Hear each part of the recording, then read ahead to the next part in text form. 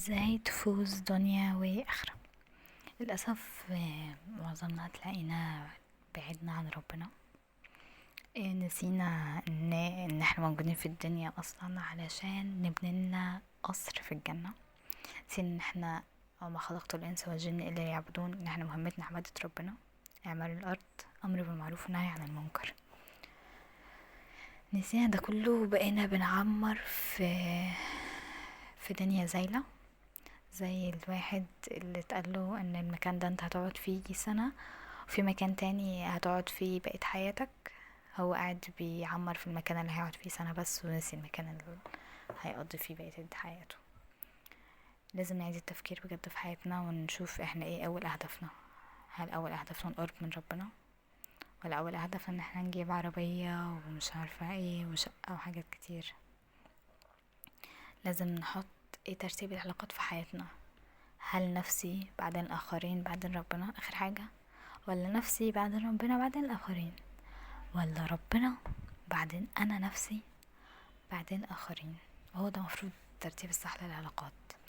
أنا لو براعي ربنا في أي حاجة، يعني I hope إني ألاقي مكان الناس كلها فيه بتراعي ربنا، يعني هيبقى مكان مسالم بجد، مكان هيبقى هدوء. وأصلا هي دي جاية من إسلام السلام والاستسلام لربنا. طيب ازاي نقرب من ربنا؟ حديث عن أبي هريرة قال رسول الله عليه الصلاة والسلام: من عاد لي وليا فقد أذنته في الحرب. يعني اللي بيرجع لربنا يخلي ربنا الولي عليه، تتخيل ربنا بيحارب علشانه. وما تقرب إلي عبدي بشيء أحب مما افترضته عليه. يعني ايه؟ يعني قرب لربنا أقل حاجة إقامة الصلاة. خد بالك أنا قلت إقامة الصلاة، مش الصلاة في أي وقت، لا، انت سمعت الأذان قمت تصلي، مش بتشات مع صاحبك ولا بتقعد تذاكر. يعني سبحان الله، مين اللي هيرزقك اصلا ويوفقك في الامتحان؟ هو ربنا. انت يعني ربنا هو الولي وهو على كل شيء قدير يعني.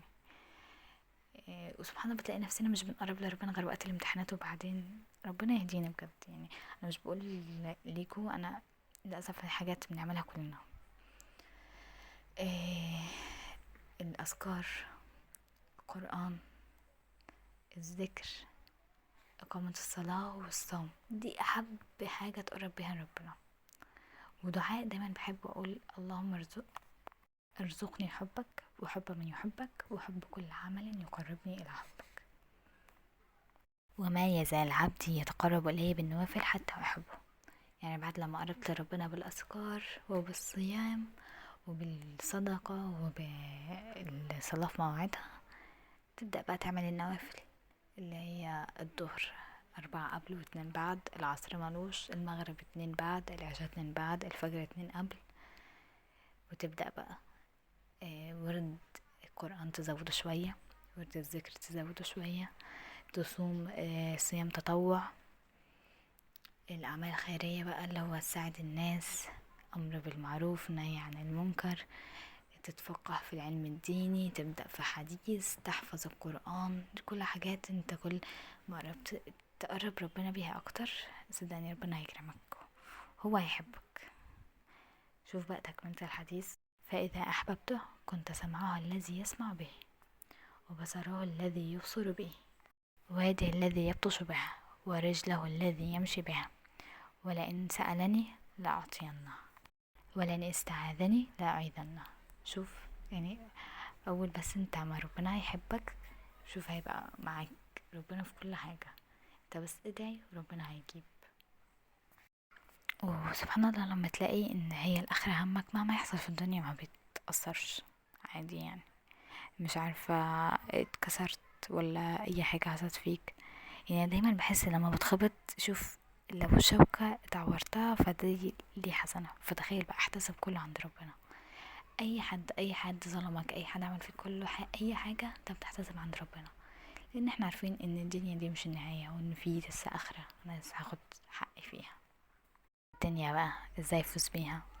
في حديث بيقول ايه: من كانت الاخرة همه جعل الله غناه في قلبه وجمع له شمله واتته الدنيا وهي راغمة، ومن كانت الدنيا همه جعل الله فقره بين عينيه وفرق عليه شمله ولم يأتيه من الدنيا إلا ما قدر له. يعني من الآخر حط الدنيا، حط الآخرة قدامك، هيجيلك الدنيا والآخرة وهتنعم هتنعم نعيم الدنيا والآخرة. طب حط الدنيا بين عينيك بقى، هتفقر في الدنيا وهتبقى مش سعيد في الآخرة، ولا ناجح دنيا ولا هتبقى ناجح آخرة. ربنا مش هيرزقك غير رزقك، غير حاجات قليلة. فعشان كده لازم نحط دايما الآخرة بين عينينا.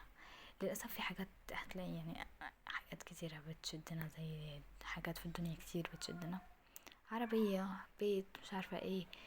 كان دايما الرسول لما بيشوف حاجة